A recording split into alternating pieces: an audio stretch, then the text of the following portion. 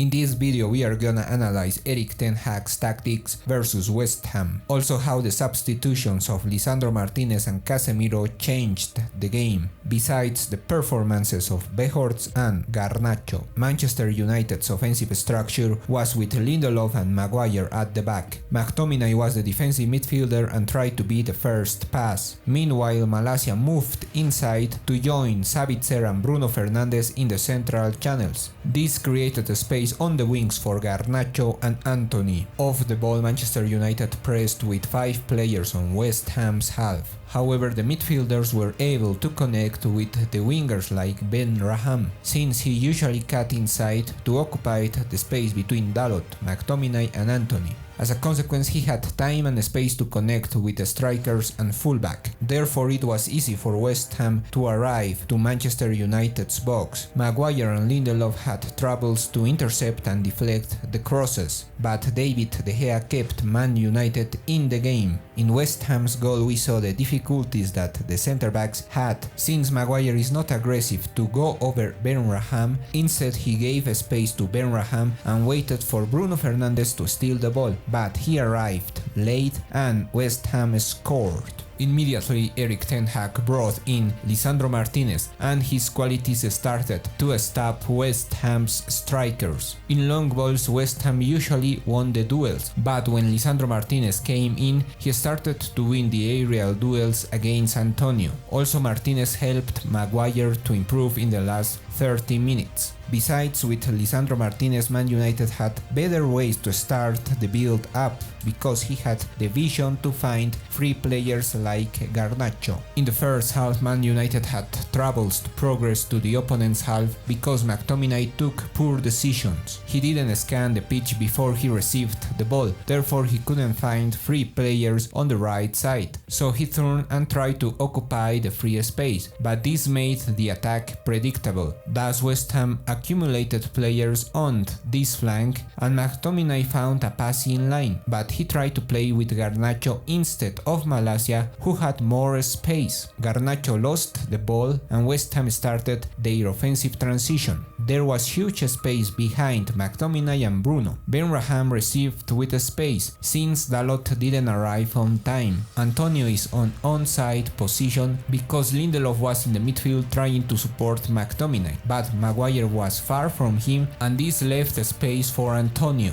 Nevertheless, De Gea waited until the last second to go over Antonio and save the shot. Next, we can see that McTominay is surrounded by 6 players. However, he is too slow to take a decision, because when he received the ball, he started to scan the pitch and tried to find a passing line, but also with time and space, he made poor passes. In the second half, when Casemiro came in, the things were different, because before he received the ball, he scanned the pitch and had already taken the decision where to pass. We can see that he detected the passing line to Garnacho between these West Ham's players. Therefore, on first touch, he played with Garnacho. Following, we see that West Ham is trying to press high, but the same will happen. On first touch, Casemiro played with Bruno Fernandes and broke the opponent's pressure. When Bruno Fernandes had the ball, Casemiro supported him by running to the free space. He took the ball near the final third and waited for the right movement of Weghorst, who cut inside between West Ham's centre-backs and received with space. Now Casemiro received the ball in similar conditions than McTominay, because he is surrounded by 4 players. However, as soon as he turned, he scanned the pitch and detected that Garnacho is free on the left. So he played a great ball to him and Garnacho received with an advantage because he has a 1-to-1 situation.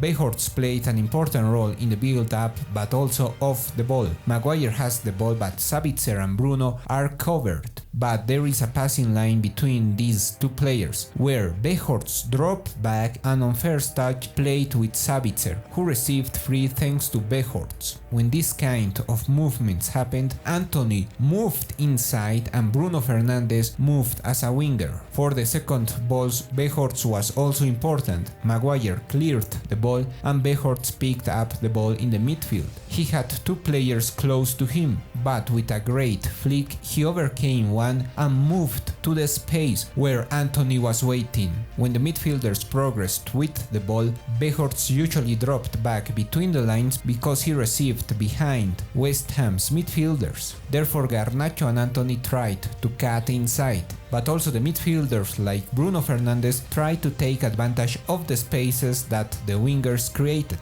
Weghorst was able to play with his back at the goal and waited for his teammates. In the second half, when Rashford came in, Weghorst played as a number 10. He tried to take advantage of Casemiro's passing skills, but also the space that Bruno Fernandes and Sabitzer created.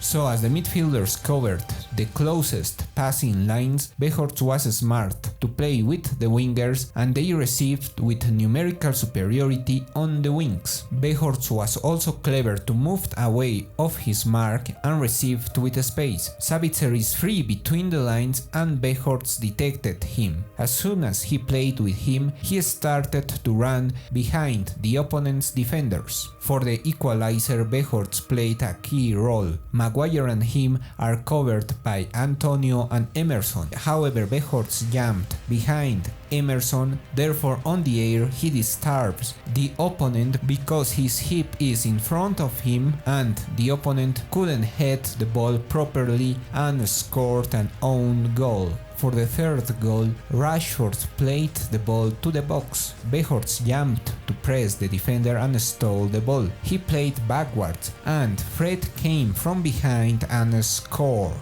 This was a tough game for Garnacho because the opponent's fullback covered him really well. We can see that Malaysia moved inside and attracted the opponent's fullback. Therefore, Garnacho received with space, but he didn't have clear passing options because three players are close to him. Many times in the final third, he received with space because Johnson was inside. Nevertheless, Garnacho couldn't beat his opponent and usually lost the ball. Usually his teammates tried to find him because he was opened and with space. However, when he received the ball, West Ham's players were over him and didn't give him space. Therefore, he couldn't take the right decisions. He kept trying and didn't give up. As a consequence, in the last minute he will be rewarded. Bruno tried to play a cross to Marcus Rashford. However, the defender deflected it. Weghorst tried to shoot and again the defender stopped it. But in the second post, Garnacho picked up the ball. Johnson was far from him and this gave time for Garnacho's shot. Leave your thoughts about Erik Ten Hag's tactics. Don't forget to subscribe and thanks for watching.